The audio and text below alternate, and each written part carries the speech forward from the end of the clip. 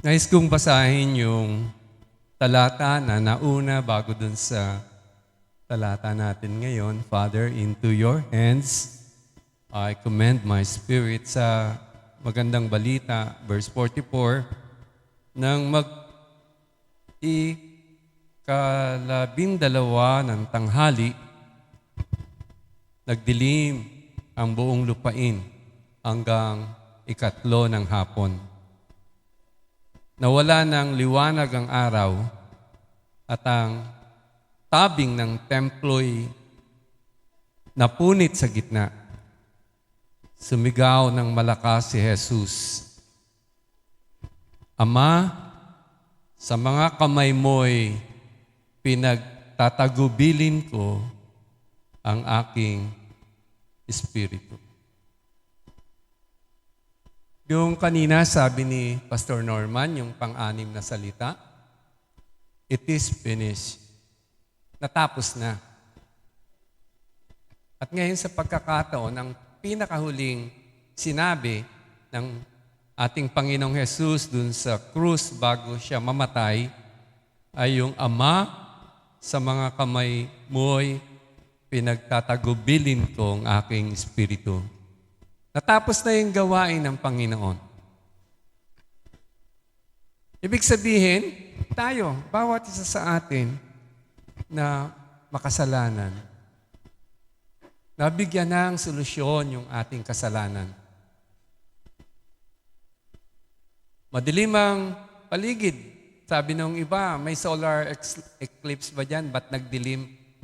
Si Newton, pinag-aralan yung mga scientists, wala. Wala sila makitang dahilan. Kasi katatapos lang nga naman ng Passover noon, full moon. Mahirap sabihin solar eclipse yun. Hindi rin lunar eclipse. Wala sa panahon, wala sa sistema. Mga pangyayaring hindi may papaliwanag ng tao, pero ang Diyos, nasa Kanyang paliwanag.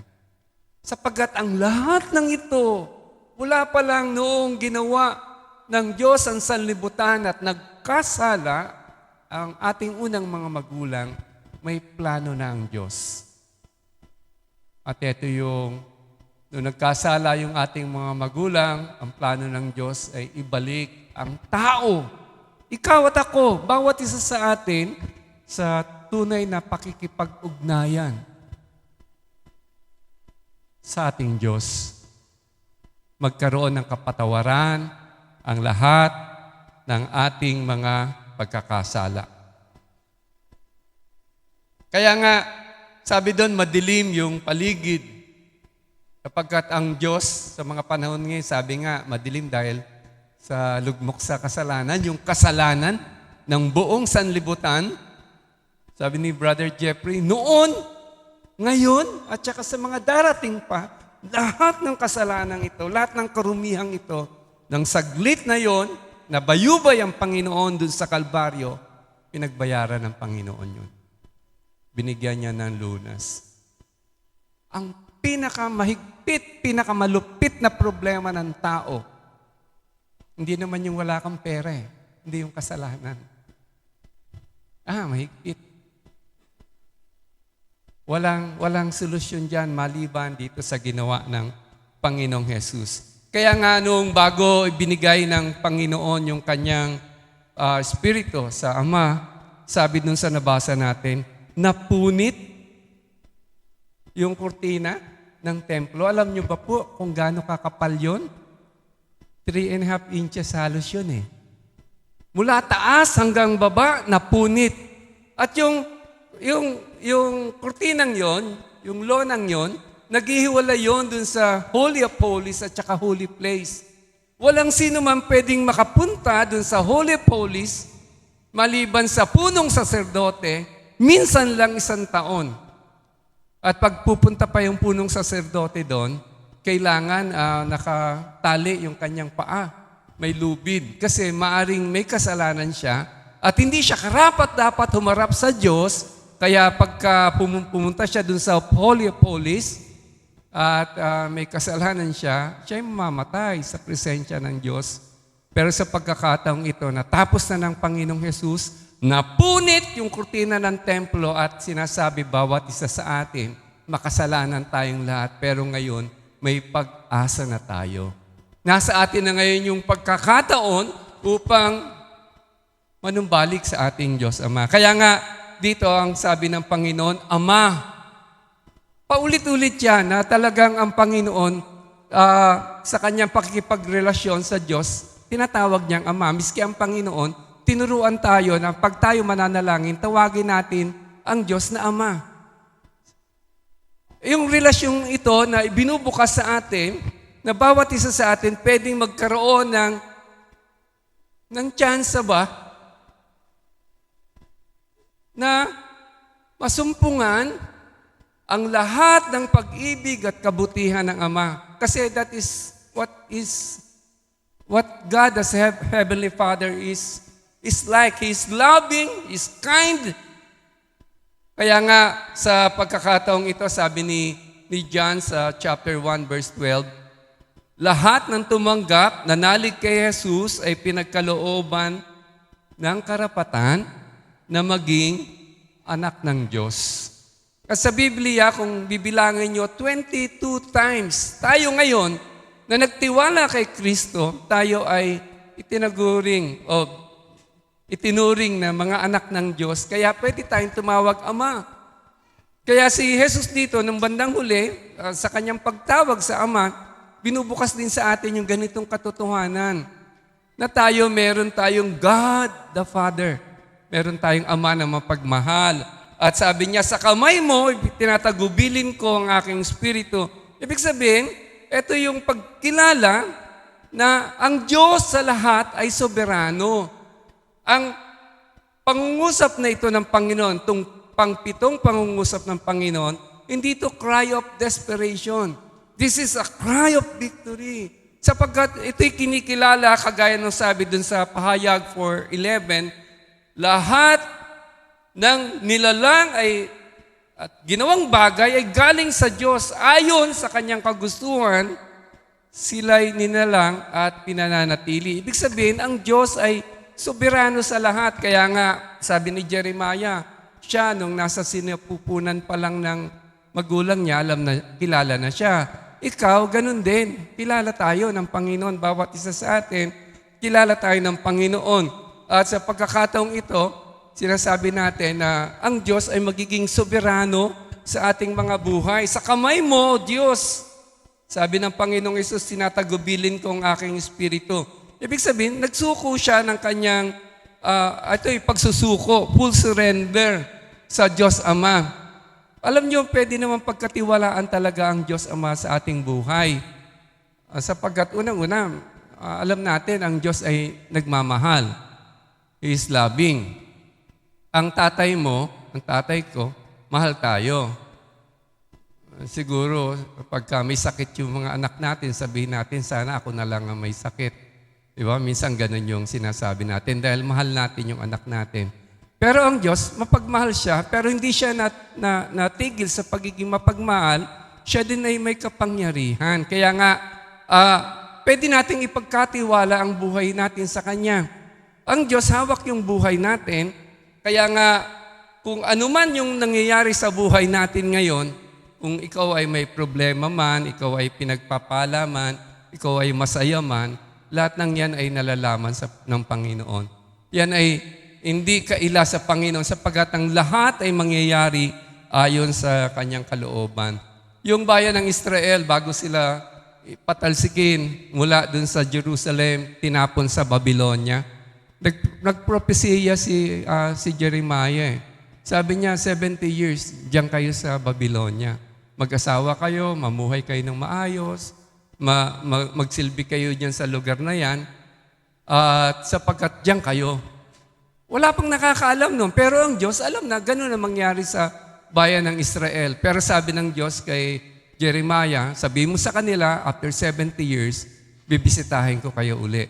Kaya si Daniel, dun sa mga propeta na nanalangin siya nung 70 years na, dapat babalik na sila dun sa Jerusalem. Eksakto. Nangyari nga. Sapagkat ang Diyos may kapangyarihan. Hindi lang mahal niya tayo, kundi makapangyarihan siya Kung anong kalooban niya, anong kagustuhan niya, nakapangyayari yan sa ating buhay. Nasusunod yan. Walang pwedeng pumigil sa ginagawa ng Diyos. Kaya nga nung sabi ni Jesus na tinatagubilin ko, sinusurrender ko sa iyo ang aking espiritu, hindi po ito desperadong nanalangin sa Diyos. Ito ay matagumpay na pananalangin sa Diyos sapagkat alam niya, ang Diyos, laging nakapangyayari yung ginagawa ng Diyos, yung plano ng Diyos. Yung bang parang tayo, pag sinabi natin, Lord, ikaw po makapangyari sa buhay ko, ibig sabihin, kung ano ang kalooban ng Diyos, mangyayari sa atin yan. Yung Espiritu, sapagkat nung tinagubili ng Panginoon ng kanyang Espiritu, ito'y patotoo rin na bawat isa sa atin may Espiritu. At sa sandali na tayo ay nagtiwala sa Panginoon at sa ating pagtanda at pagdating ng panahon na tayo ay mamatay, pwede natin itagubilin yung ating Espiritu sa Panginoon. Kaya sabi ni Pablo dun sa 2 Corinthians 5 verse 8, to be absent in the body is to be present with the Lord. Nawala sa katawang lupa, ang nangyari yung ating espiritu ay nasa presensya ng Diyos. Ang application po dito sa lahat ng ating pinag-aralan ngayong umaga, maraming salamat sa mga magagaling na brothers at saka mga pastors po natin na nagturo sa atin. Itong panghuling 7 words na sinabi ng Panginoon, pinapakita dito na ang kaligtasan ay nangyari na, naganap na sa atin, na nagtitiwala kay Kristo. Ang kaligtasan ito ay libre, pero hindi po ito cheap kasi pinagbayaran to ng buhay ng ating Panginoon. At tayo, dahil nagtiwala tayo kay Kristo, ngayon dahil meron tayong Ama sa langit na pwede nating tawagan sa tuwing na tayo ay nangangailangan ng pag-ibig o pagkalinga. Pagka may mga problema po tayo, pwede tayong lumapit sa ating Ama at manalangin. Noong nakaraang mga linggo, kaya siguro ang dami naming, sabi ko sa misis ko, laging date natin sa Medical City. Kung hindi man sa Medical City, sa Makati Med. Kapon, nasa Makati Med kami. Sa April 1, pagpasok ng mga doktor, pa-check up uli siya. So maraming nangyayari. And one time, nung malungkot yung puso ko sa mga ganito, kasi ako may physically challenged din ako noon. Sabi ng doktor sa akin, ikaw ay na heart attack. Ako po. Kaya pinatroponin exam ako. Yung isang araw na yon, ako papunta dun sa Medical City, sisenatid ko, CT scan. Ang lungkot, sabi ko, ang lungkot na nangyari. Pero yung sinabi nga natin, meron tayong Ama sa langit. Naalala ko, bago ako bumalik dun sa scan ni Sen, nagpunta ako dun sa kotse, nag-pray ako. Pagkatapos ko mag-pray, may sakit pa rin kami. May sakit pa rin si Sen. Pero may nangyari sa buhay namin eh. It's not a cry of desperation. Kasi alam namin, we are being blessed by God. Hindi namin maintindihan. Hindi naman natin naintindihan lahat na nangyari sa buhay natin eh. Si Pastor Raymond nga, yung mama niya may sakit din eh. Hindi mo maintindihan yan, hindi mo makontrol. That's part of life.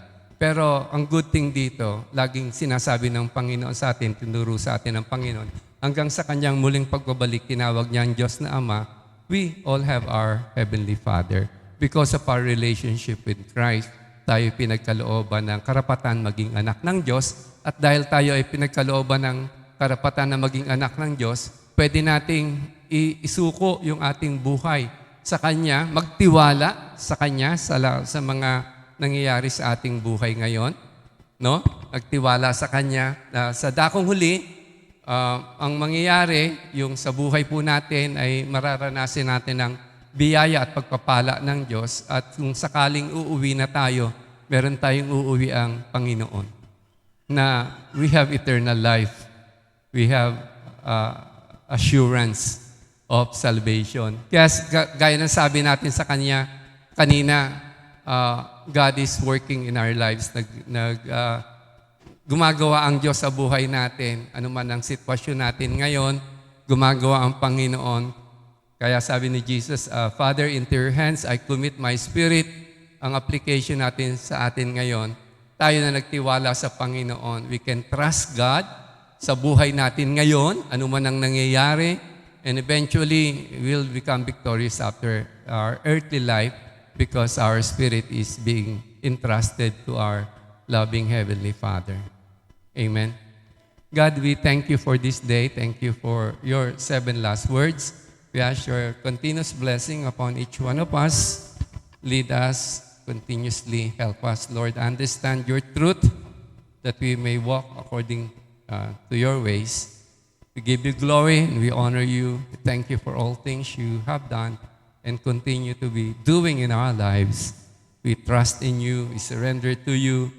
You are our God. At the end of the day, we know, God, you make all things beautiful in its time. Be glory and honor to you. In Jesus' name, amen.